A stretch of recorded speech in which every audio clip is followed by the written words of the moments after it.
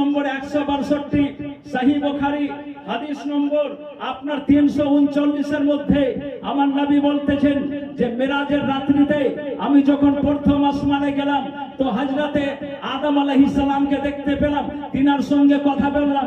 দ্বিতীয় আসমানে গেলাম, হযরতে ঈসার সঙ্গে কথা বললাম। এইভাবে এক আসমান থেকে নিয়ে 7 আসমান পর্যন্ত আমি যখন ভ্রমণ করলাম, সমস্ত আসমানে সমস্ত নবীদের সঙ্গে দেখা হলো। আমার নবী বলছেন আমি সমস্ত নবীদের সঙ্গে কথা বললাম, তারা সবাই জিন্দা ছিল। জোরে বলুন সুবহানাল্লাহ। তারা সবাই জিন্দা ছিল, কেউ মারা যায়নি। আজকে যে ওয়াহাবি আর আহলে হাদিসরা বলে যে নবী মরে মাটির সঙ্গে মিশিয়ে গেছে, আস্তাগফিরুল্লাহ, তাদের নবী মরে মাটির সঙ্গে মিশিয়ে গেছে। কিন্তু আলহামদুলিল্লাহ আহলে সুন্নাতুল জামাতের নবী, আহলে সুন্নাতুল জামাতের নবী সুবহানাল্লাহ আগেও জিন্দা ছিলেন, এখনো জিন্দা আছেন, কিয়ামত পর্যন্ত জিন্দা থাকবেন। আমার নবী মারা যায়নি। আরো হাদিসে পাক সুনানে আবু দাউদ হাদিস নম্বর 1047, সুনানুন নিসাই হাদিস নম্বর 1374, মুসনাদে আহমদ বিন হাম্বল হাদিস নম্বর 10237, সুনানে ইবনে মাজাহ হাদিস নম্বর 1636। চারটা হাদিসের কথা বললাম। দুনিয়ার কোন বাপের বেটা যদি থাকে তাহলে এই হাদিসকে তারা প্রমাণিত করবে। এটা সহিহ হাদিস আপনাদের সামনে আমি বয়ান করলাম। চারটা হাদিস, এই চারটা হাদিসের মধ্যে কি লেখা আছে? চারটা কিতাব, এই চারটা কিতাবের মধ্যে কি লেখা রয়েছে? তো আসুন, আমার নবী সাহাবায়ে কেরামদেরকে বললেন, এই আমার সাহাবীরা, তোমরা শুক্রবারের রাতে আমার উপরে বেশি বেশি করে দরুদ পড়বে। কোন রাতে? কোন রাতে বলেন? জুমার রাতে। জুমার রাতে আমার নবী বলছেন আমার উপরে বেশি বেশি করে দরুদ পড়বে।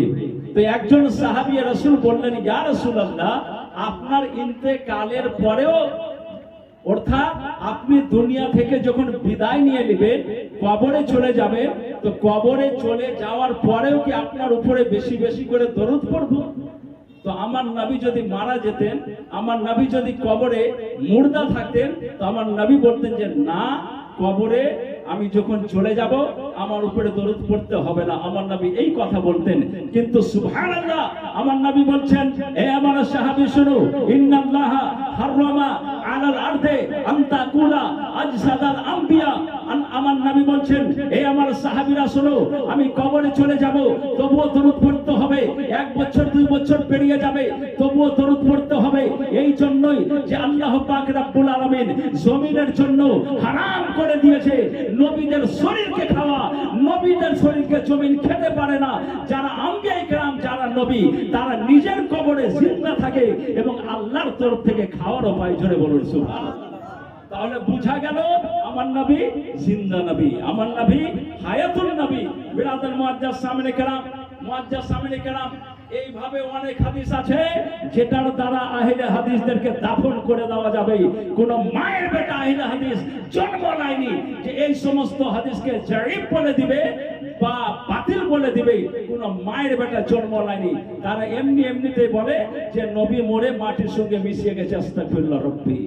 আসুন বেরাদার, আপনি বলেন আরো হাদিস, আপনাদেরকে আমি শুনিয়ে দিই। সুবহানাল্লাহ, সুবহানাল্লাহ। হাদিসে পাক এখানে আরবি ভাষাতেও আছে, উর্দু ভাষাতেও আছে।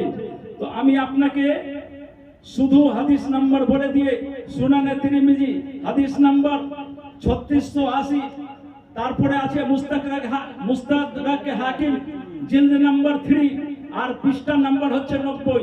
এই হাদিসে পাক আপনাদের সম্মুখে আমি বলি। এই হাদিসে পাক শুনুন আর বুঝতে পারবেন যে আমার নবী জিন্দা আছে না আমার নবী মারা গেছেন।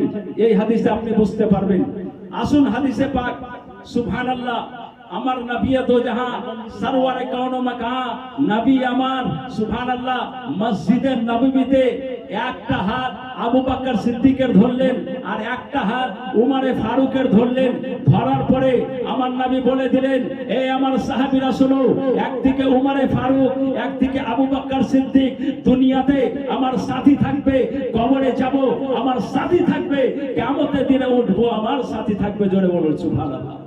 হযরত আয়েশা সিদ্দিকা থেকে বর্ণিত, হযরত আয়েশা সিদ্দিকা বললেন যে আমার নবী কায়নাত সাল্লাল্লাহু তাআলা আলাইহি ওয়াসাল্লাম বলেছেন যে আমার এক পাশে হযরত আবু বকর সিদ্দিকের কবর হবে আর এক পাশে হযরত উমর ফারুকের কবর হবে। জোরে বলুন সুবহানাল্লাহ। বলে দেওয়া হলো হযরত আবু বকর সিদ্দিকের যখন ইন্তেকাল হলো, এবার হাদিসে পাক শুনুন, হযরত আবু বকর সিদ্দিকের যখন ইন্তেকাল হলো, হওয়ার পর সমস্ত মানুষ এবং সাহাবায়ে কেরাম চিন্তায় পড়ে গেলেন যে আবু বকর সিদ্দিককে দাফন কোথায় করব। আবু বকর সিদ্দিককে দাফন কোথায় করব, সবাই চিন্তায় করছেন, চিন্তায় পড়ে আছেন। সহিহ হাদিস আমার কাছে প্রমাণ আছে, সহিহ হাদিস আবু বকর সিদ্দিকের দাফন কোথায় হবে। হযরত আয়েশা সিদ্দিকা রাদিয়াল্লাহু তাআলা আনহা বলতে লাগলেন, এ আমার নবীর সাহাবীগণ শুনুন, আমার নবী আগে বলে গিয়েছেন যে আবু বকর সিদ্দিকের কবর আমার পাশে হবে। আর আয়েশা সিদ্দিকা বলতে লাগলেন, আমি পছন্দ করি না যে আমার আব্বা আবু বকর সিদ্দিকের কবর অন্য জায়গায় হোক, আমি যেটা ভালোবাসি আমার আব্বার কবর যেন আমার নবীর পাশে হোক। জোরে বলুন সুবহানাল্লাহ। এবার নবীর পাশে কবর হবে। সবাই সমস্ত সাহাবী আমার নবীর দরওয়াজায় গেলেন, হুজরা মোবারকের দরওয়াজাতে গেলেন। যাওয়ার পরে সমস্ত সাহাবী ইজাজত চাইছেন, ইয়া রাসূলুল্লাহ আবু বকর সিদ্দিককে আপনার কাছে নিয়ে আসা হয়েছে, ইয়া রাসূলুল্লাহ আপনি ইজাজত দেন, আবু বকর সিদ্দিককে আপনার পাশে দাফন করা যাবে কি যাবে না। ও বিরাদার মুআজ্জাজ, প্রশ্ন হচ্ছে এটাই, সমস্ত আহলে হাদিস সমস্ত ওয়াহাবীর কাছে আমার প্রশ্ন যে আমার নবী জিন্দা থাকা অবস্থায়, আমার নবী যখন হায়াতে ছিলেন সেই অবস্থায় আমার নবী বলে দিয়েছেন যে আবু বকর সিদ্দিকের কবর আমার পাশে হবে, উমর ফারুকের কবর আমার পাশে হবে, তাহলে আজকে ইজাজত নেওয়ার কি দরকার, ইজাজত নেওয়ার প্রয়োজন কি? আপনার কিয়ামতের সকাল পর্যন্ত কোন মায়ের বেটা জবাব দিতে পারবে না, কিন্তু শুনুন আহলে সুন্নাত ওয়াল জামাতের লোক জবাব দিতে পারে। বিরাদার মুআজ্জাজ সামিনে কেরাম, হযরত আবু বকর সিদ্দিককে যখন ইজাজত চাওয়া হলো, সুবহানাল্লাহ, ভিতর থেকে একটা আওয়াজ আসলো, ভিতর থেকে আওয়াজ আসলো আসসালামু আলাইকুম। এই কথা বলার পর ভিতর থেকে আওয়াজ আসলো, আরবি ভাষায় বলা হলো कि यार को महबूब के साथ मिला दिया जाए। জোরে বলুন সুবহানাল্লাহ। আমার নবী মুস্তাফা দরজা খুলে গেল, দরজা খোলার পর আমার নবীর কবর থেকে, আমার নবীর রওজা থেকে আওয়াজ আসছে যে আমার সাহাবীরা, আবু বকর হচ্ছে আমার মাহবুব, আবু বকর হচ্ছে আমার প্যারা, আমার প্যারা আবু বকরকে আমার সাথে মিলিয়ে দাও। জোরে বলুন সুবহানাল্লাহ। বুঝা গেল প্রশ্ন এই জন্যই করা হলো, আপনার ইজাজত এই জন্যই দেওয়া হলো, এটা প্রমাণ করার জন্য যে সুবহানাল্লাহ আমার নবীও জানেন যে এমন একটা জামানা আসবে যেই যুগে অনেক ওয়াহাবি বের হবে, যেই যুগে নাজদিয়াত বের হবে, যেই যুগে আলে হাদিস বের হবে, যারা বলবে যে নবী মরে মাটির সঙ্গে মিশিয়ে গেছে, যারা বলবে নবী আর জিন্দা নেই, নবী মারা গেছে, এই প্রশ্ন করবে। যার কারণে আমার নবী প্রমাণ করে দিলেন, নিজের রওজা থেকে উত্তর দিয়ে জানিয়ে দিলেন, এ আমার সাহাবীরা, আমি নবী মুস্তাফা, আমি মারা যাইনি, দুনিয়াতে যেইভাবে জিন্দা ছিলাম কবরের মধ্যে তার চাই সুন্দরভাবে জিন্দা আছি। জোরে বলুন সুবহানাল্লাহ। আজকে যতই ওয়াহাবি থাকুক না কেন, কোন মায়ের বেটার ক্ষমতা নাই যে প্রমাণ করে দিবে একটা হাদিস বা একটা কোরআনের আয়াত। কোন মায়ের বেটা যদি দিয়ে দিতে পারে যেখানে লেখা আছে যে আমার নবী বললেন যে আমি মরে মাটির সঙ্গে মিশিয়ে যাব, এমন একটা কোন হাদিস কোন ওয়াহাবি যদি দেখিয়ে দিতে পারে, আমি তার গোলামি করব। কিন্তু তারা হচ্ছে মুনাফিক। কেমন করে? আপনাদেরকে একটা উদাহরণ দিই। তারা অনেক মুফতিয়ানে কেরামদেরকে ফোন করে, কেমন করে ফোন করে শুনুন। ধরেলেন একটা 3টা লোক আছে, তাদের কাছে তরবার হাতিয়ার নিয়ে আছে, আর একটা লোকের পিছনে গিয়ে তাকে না জানিয়ে তার সঙ্গে লড়াই করবে এই কথা না বলে 3 জন গিয়ে হাতিয়ার নিয়ে তাকে যদি পিছন থেকে যদি তার উপরে হামলা করে দেয়, তো সে তাকে বীর বলবেন? তাকে বীর পুরুষ বলা যাবে? কখনো বলা যাবে না। তাকে কি বলবেন? আপনি বলবেন যে সে হচ্ছে একজন হিজড়া পুরুষ। কি আছে? হিজরা পুরুষ, কারণ পিছন থেকে ওয়ার করা তিনজন চারজন মিলে হাতিয়ার নিয়ে একটা লোকের উপরে যদি ওয়ার করা যায়, সে হলো হিজরা, সে হলো মুনাফিক।